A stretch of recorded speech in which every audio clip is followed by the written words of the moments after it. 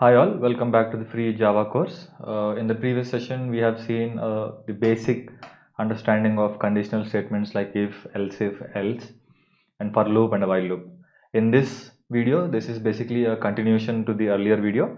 We will be covering more about different kinds of conditional operators and how do we use break and continue, which will help you to alter the flow of code in the for loop or a while loop. Okay, and we also talk about switch, which is also a conditional structure at the end of the video.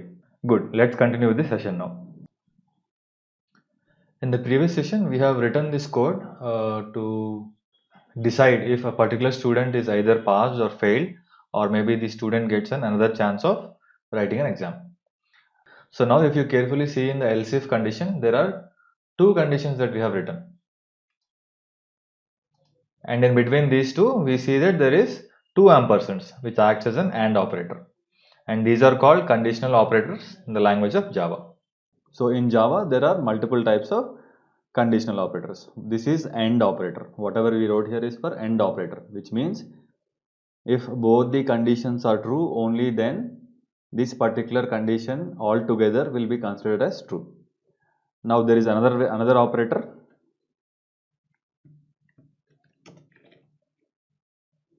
This is called the OR operator.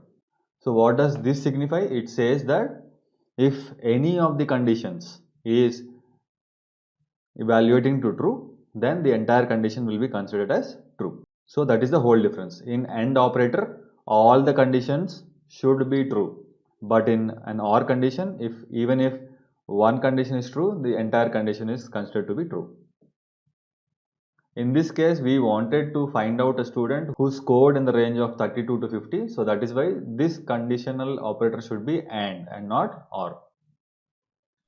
Now we will look at other two things in the looping structure, something like which will help us to alter the execution flow. In this case, it is more about break and then continue. I will write some code and explain you further. So if you are working with looping structures, at a certain point of time, I don't want to continue with the execution of the instructions present in the for loop and I want to come out of the for loop. We will use a statement called break. So let me show you an example here.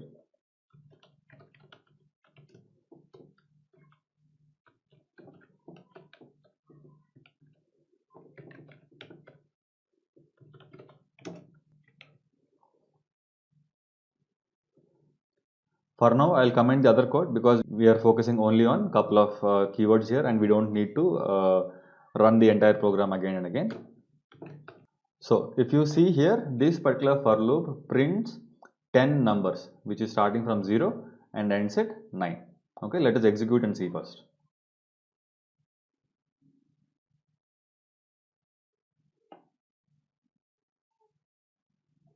Okay, so if you see here, it has printed numbers from 0 to 9. So now I want to add a condition saying that if my I value is reaching to maybe a 7 number, then I don't want to execute any code inside the for loop and I want to come out of it. Okay. So here again you can write a condition if I is equal to 7, right? So this is another operator which is equal to operator. Okay. So in the conditional statement there are multiple operators as I said, right? AND operator, OR operator, and then this is equals to operator, right? So now whenever I get I is equal to 7, I don't want to execute any further. So I will use a statement called break. So if I run this now, you will see that only numbers from 0 to 6 will be printed and it will not print the remaining numbers. Okay, if you see it has printed only 0 to 6 and once 7 is reached, it has breaked out from the for loop and it has come out. Okay, now let us look at continue. So what this continue will do is, for example, I will put continue here. While the break keyword helps you to come out of the for loop entirely, continue will help you to skip that particular iteration and then continue with the next one. Like for example, if I is equal to 7, I don't want to print, okay, only for the condition of 7, and then maybe for the remaining values of I want to iterate and then print. So what it is going to happen is whenever I becomes 7, whatever is present after this code will get skipped and it will go back to the for loop, right? As you know, inside a for loop, all statements will be executed. At the end of the last statement, it will again come back to the first statement by incrementing this particular variable or whatever logic you write there, right? So if we execute this and see, you will be seeing that it will be printing numbers from 0 to 6 and then 8, 9. It will not print the 7 because we have said continue. So whenever it hits the continue statement, it will skip whatever statements below that continue statement and comes back to the top of the for loop and then continues to execute. So if you see here, it has printed from 0 to 6 and then it has skipped printing the value for 7 and then it has printed the remaining, that is 8 and 9. So in for loop, these are two important things which will be used in many places. The same can be applied in while loop also. Okay, you can practice that. If you have any doubts, please leave comments below the video so that I can help you out. Now we have seen if condition, we have seen else if at the top. So we have seen if condition here, else if here, and then else. Okay, this is a conditional structure. So there is another conditional structure called switch. Okay, now let's look at that.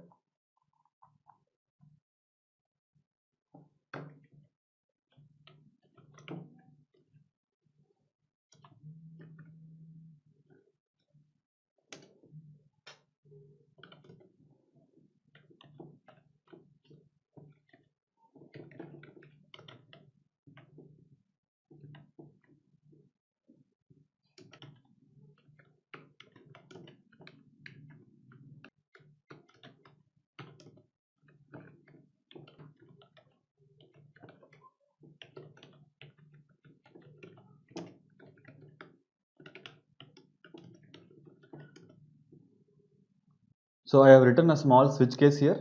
Okay, so what it does is it is an alternative for writing multiple if and else conditions, right? They have given, the Java has given a structure called switch. Okay, so here what it happens is it takes one parameter and for each value of that parameter you can write your own logic. For here I am just printing the value. Okay, and if there is some value which is not matching to any of the cases or any of the conditions, so each case is a different condition here.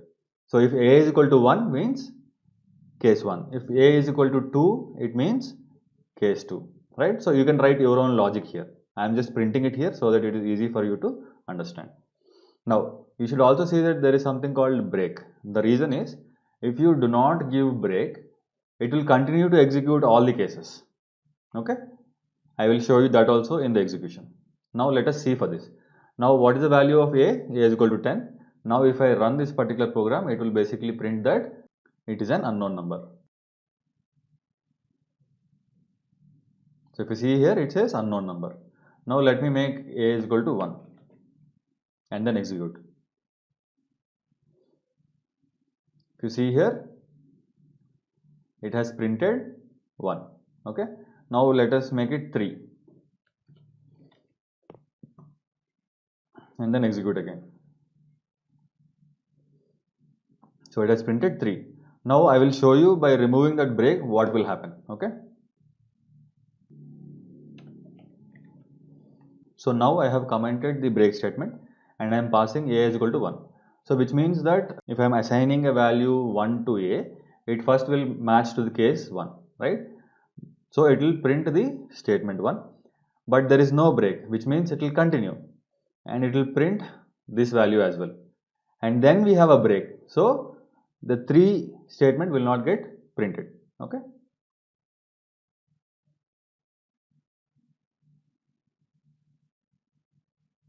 So if you see here, it has printed 1 and 2. So if I remove this break as well, then it will print all.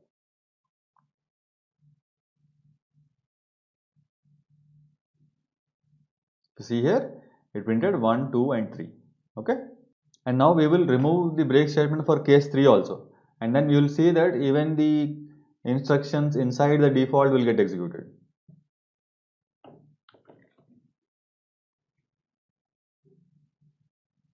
See here, it has printed 1, 2, 3 and also unknown number. Okay, so this is how the switch statement works in Java. So what you need to understand is how you can implement this kind of structures and various business scenarios. So I have only given you the understanding of how a particular conditional structure works. Here it is a switch statement, right? And also I have explained about if and else if. Okay. So here my business need was to check only between two numbers. If you want, you can put any number of conditions inside the if.